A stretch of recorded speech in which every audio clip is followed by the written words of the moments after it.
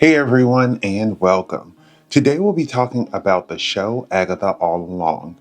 Fun fact, Agatha Harkness first appeared in Fantastic Four number 94 as a nanny to Sue and Reed's son, Franklin. This show came out in 2024 and stars Kathryn Hahn, Joe Locke, and Aubrey Plaza and was created by Jack Schaeffer. So, without further ado, let's get right into it.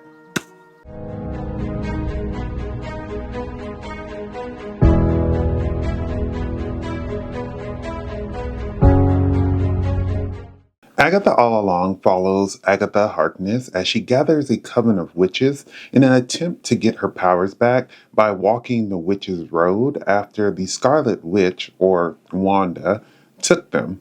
Agatha All Along is a supernatural, witchy show.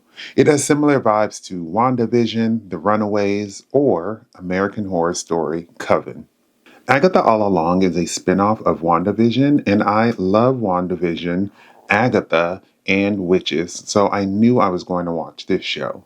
One small thing that I loved about this show is that it was very much a spooky season show that started in the spooky season, leading up to Halloween and ended right before Halloween, which should happen more often, to be honest. Kathryn Hahn reprises her role from WandaVision as Agatha in this season, and when we first meet her, it has been 3 years that she has been trapped in Wanda's spell, playing this detective, and she finally is able to break out with some help from Rio and the team. She is still powerless and wants to use the Witch's Road to get her powers back, unbeknownst to us at the time that the road is fake and she had been using it to steal witches' powers by using their anger to drain them when they end up attacking her. During Agatha's trial, we get a little bit more insight into her backstory and learn that her ability to absorb witches' powers is something that she hasn't always been able to control, which she ends up embracing by killing witches. There is a sad moment where we see the ghost of her mom, and her mom, even though Agatha tries to pretend that she is a ruthless witch, gets under her skin and makes her a bit sad when she said that she should have killed her at birth. While on the road, we see a lot of talk about her son, and you can tell that she views the teen as having a resemblance to her son, to which Rio reminds her that that is not her son. There have been a lot of speculations about her son throughout the season, and I'm glad by the end we see what actually happened. It's interesting that when it comes to her son, she never corrected people on whatever speculation they had about him. She just let them believe what they wanted, and we learn she still carries things that remind her of him. She had a relationship with death that we also don't quite understand. And as we come to find out, Agatha supplied her with bodies to keep her son alive. And the moment she stopped was the moment death took her son. I'm under the impression that killing witches is either how Agatha has lived for so long, or she was under the impression that it would convince death to bring her son back. One thing I loved about Agatha is that her ability to only care about herself never changed throughout the season. They weren't set on making her an anti-hero. They let her be a villain while showing that villains and heroes aren't black and white and some operate in the gray. Even though Agatha was not the most trustworthy person to take this journey, she did still benefit from the coven. During the fight with Death and towards the end of the season, she attempts to use the protection spell that she learned from Alice, the healing spell that she learned from Jen, and then the warning from Lilia that if she calls you a coward, hit the deck. In the end, she dies and becomes a ghost, and I look forward to her helping Billy find Tommy. I feel like in the future, Agatha will find some way to weasel herself back onto the mortal plane. Aubrey Plaza portrays Rio, or Death, and if I had a nickel for every time Aubrey Plaza was in a Marvel show and did a fantastic job in her role, I'd have 2 nickels, which isn't a lot, but it's great that it's happened twice. We meet Rio in the first episode, and she is in Agatha's prison that Wanda left her in, and she helps her to get out, but then also attempts to kill her. She tells Agatha that the Salem Seven are coming after her, which leads Agatha to gather some witches. While on the road, she isn't there originally, but she later joins the group in a scene I loved where she says, "I am less of a Green Witch and more of the Green Witch, and her voice is like in this darker, deeper tone. We later find out from Lilia that she is in fact Death, and from a discussion with Agatha, we learn that the plan was to feed her these dead bodies of these witches. It was interesting to learn that Rio wants Billy, but if she kills him, he will just hop to another body. So he needs to turn himself in willingly, which shows you how powerful he is. You could tell that she has feelings towards Agatha and gives her exceptions that she hasn't given anyone else. There's a scene where Rio says a long time ago she loved someone and she had to do something she didn't want to do, even though it was her job, and she hurt them, and that was her scar. We later find out that that was taking Agatha's son, Nicholas Scratch. Throughout the season, there are hints that she is Death. One of my favorites and the most obvious to me is the Ouija board saying Death when they ask who is here, and then she just cackles. After the death of Alice, while the rest of the group pushes on, she is not with them, but we know someone just died, and we later see that she was taking care of that. I love it when we meet her as Death, and she has this cool skeleton face design in her crown. But one of the coolest things is how she can cut a door in the fabric of reality. In the end, it came down to the boy or Agatha, and when Agatha didn't give her the boy, she came after Agatha, and we see how powerful she is without even having to break a sweat. I love how they don't try to give the main character some great power boost that can take on an entity like Death, but instead just make the sacrifice to die, which Agatha did, and we got to see the kiss of Death, which is Agatha absorbing her powers, which are too strong and, as hinted earlier in the season, would kill her. Also, I'm not sure, but I was like, is this the first female same-sex kiss we've seen in Marvel? Took them long enough. Marvel in the past has had a bad habit of killing off villains, and I'm so happy they didn't do it this time, and I hope we get to see more of Aubrey Plaza as Death. Deborah Jo Rupp plays Mrs. Hart, reprising her role from WandaVision, who is not a witch but is on this journey because of Agatha. I love how happy she was just to be invited and how she didn't really grasp how scary this all was, and sadly, she died. One of the most funny things was Agatha constantly not remembering who she was, especially since she spent the most time with her. Alice is the protection witch, played by Ali An, whose goal is to break a family curse. After she lost her mom, Lorna, she lost touch with her magic side, but on the journey, she reconnects with it. She comes from a line of protection witches, and her mom made her get a tattoo to protect her from a family curse that killed her mom. We learn that Lorna's version of the ballad was also a protection spell, and we even get to hear a cool rendition of that while she breaks the curse. When they are trying to enter the road, one thing I notice is while she is singing the song, she is crying, which I think has to do with her thinking about her mom and just being scared. During her trial, which is 70s themed and mirrors her mom's music career, she breaks the curse, reconnects with her magic, and finds joy in being a witch. She ends up dying trying to protect Agatha, which instead leads Agatha to absorb her powers and kill her. Her interaction with Rio or Death was sad because she's like, I finally broke the curse and then I died. Rio proceeds to ask her if she is a protection witch, and she says, yeah, and Death says, you died protecting someone. As much as it was sad to see her go, I love how Alice was able to do something no one in her family could do before her. Lilia Calderu is played by the amazing Patti LuPone, who is a divination witch who is on the road because she has hidden her powers because all she sees is death. After all, she doesn't know how to control her powers, and instead of facing her powers, she runs from them. She was so important in so many ways, from helping Agatha create this coven to foreshadowing events to come. I feel like she had the most hesitation in joining, but eventually did. And throughout the trials, she kept having these moments where she would say something random, and as the episodes started to go on, I was able to piece them together to figure out what she was saying and what the significance of that was. She experienced time non-linear, which is part of the reason she was saying all of these things. It's interesting how everyone is shocked when they realize they can't hear the teen say his backstory, but she is not that shocked and instead uses her experience to realize it is a sigil and lets him and us know that the witch who put it there would forget that they did, which we find out is her.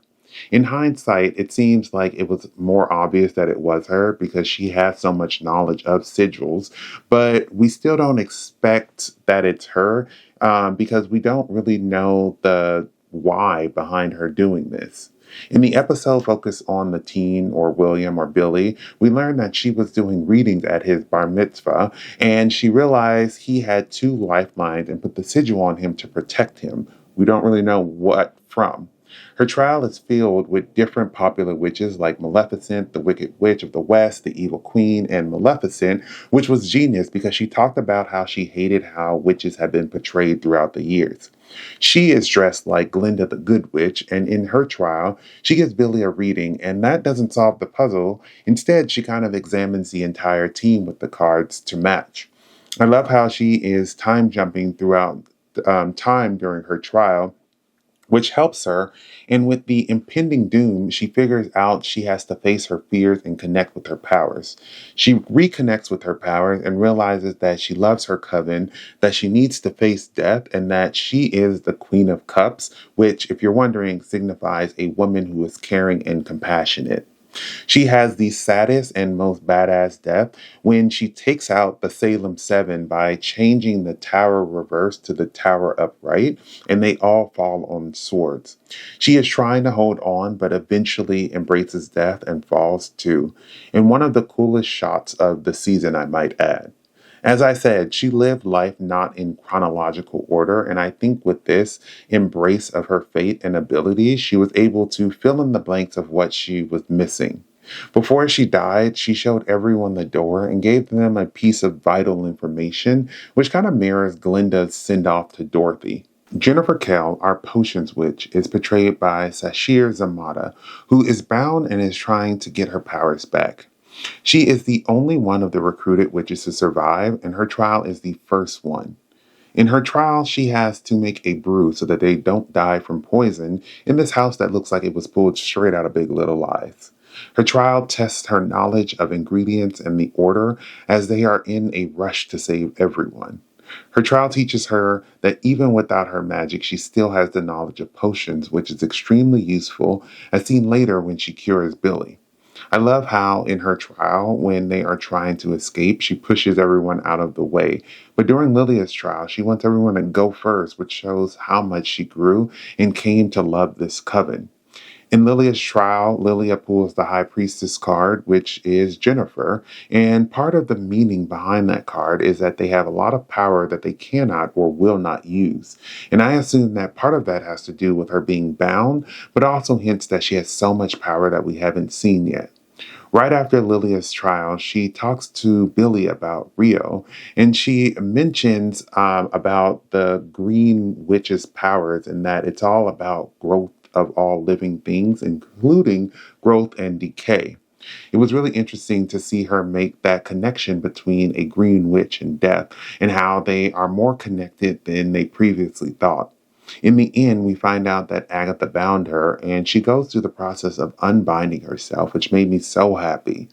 The moment where she gets her powers back is a great scene with some great acting. She survives and flies off at the end, and I'm so happy that she got her powers back and that she survived. Teen or William Kaplan or Billy Maximoff or Wiccan is played by Joe Locke, and I must say that I am shocked that this is only his second acting credit. At the beginning of the season, he helps break Agatha out of her prison and wants her help to go on the road, which she declines and plans on leaving him, but she doesn't have a choice in the matter because he sprints down before she has a chance to say stop. When we meet him, he has a sigil on him, so no one can hear what he is saying when he talks about himself, which leaves a lot of guesses on who he could be. He is very optimistic about how everything will go and tries not to judge Agatha so harshly. Agatha is fond of him because he shares a lot of traits with her son, Nicholas. We later find out that Lilia put the sigil on him and that technically William Kaplan died and Billy Maximoff took over his body after the Westview anomaly. He doesn't know how to control his powers, but he is aware that he has them, and he also doesn't understand how powerful he is.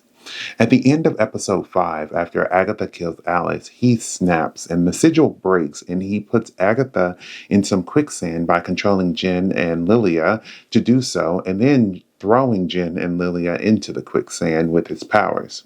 I thought this was smart because as we have seen countless times, Agatha can absorb witches' powers. So instead of blasting her, he used his ability to mind control the other witches to do his bidding.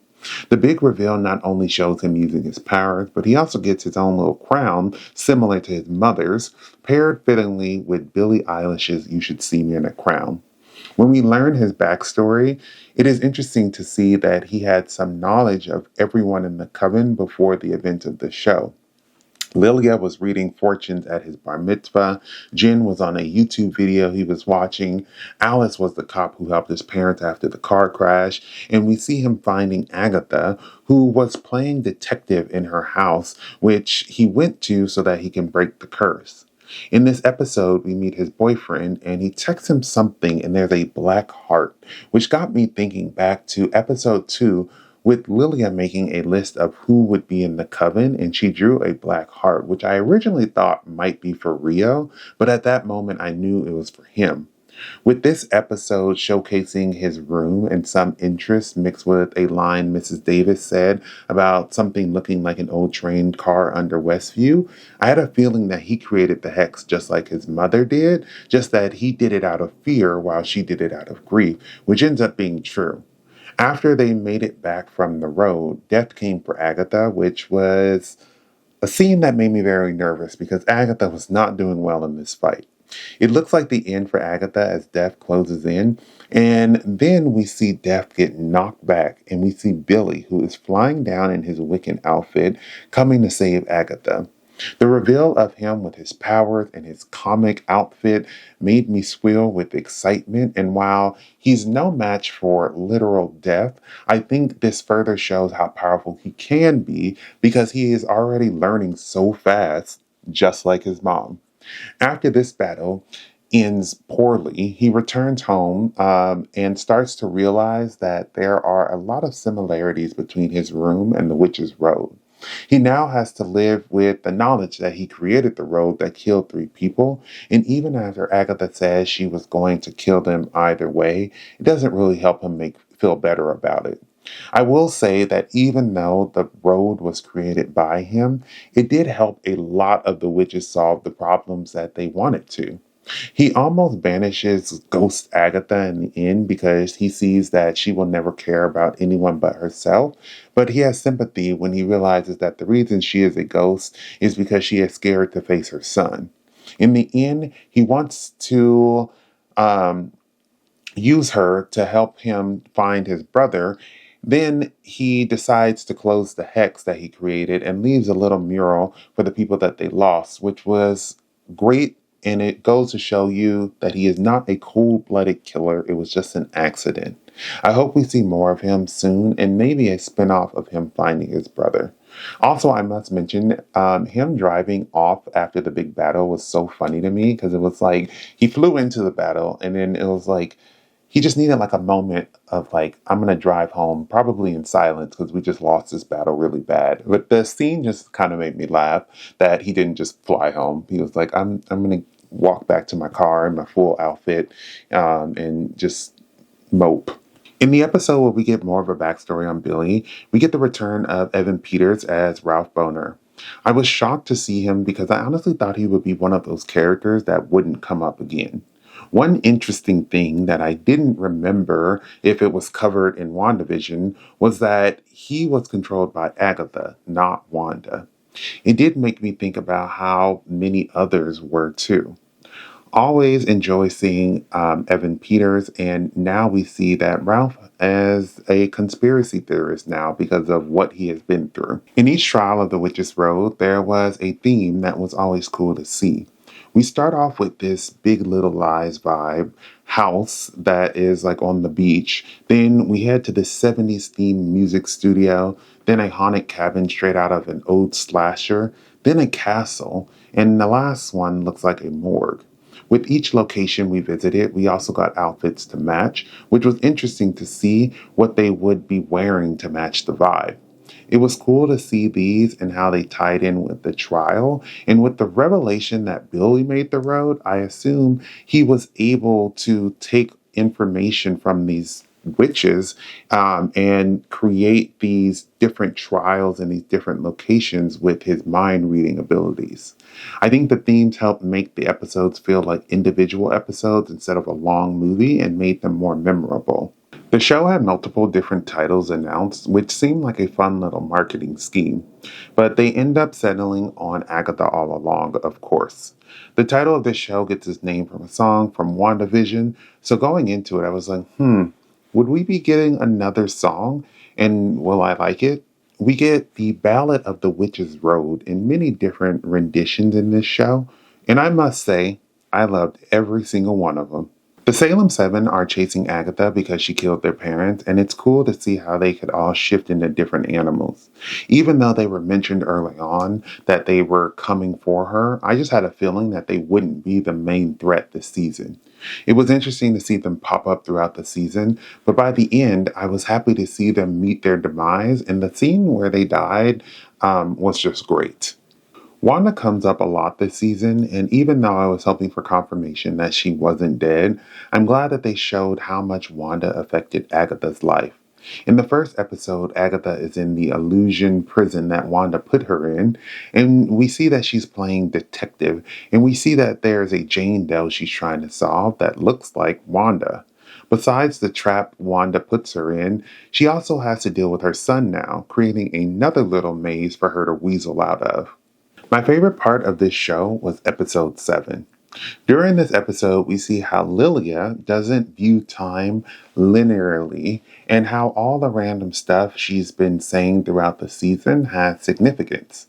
We further see how witches' skills are unique as displayed when Agatha and Teen try to complete the trial, get confirmation on Rio being deaf, get rid of the Salem Seven, and see Lilia facing her worst fear, death, and embracing it. Patti LuPone gave a fantastic performance in this episode and brought so much grace to Lilia's send-off and made it even more gut-wrenching. It was overall a fantastic episode, and I already loved the show, and this somehow just made me love it even more. Agatha All Along was a fantastic spinoff that gave us more of this character we came to love while introducing us to so many more that by the end of the season we loved. Every episode stood out and made me want more, and by the end I was left satisfied. I do hope we can learn more about these witches in the future and see what their potential can be. Thank you for watching my video. I would love to hear your thoughts down below in the comments.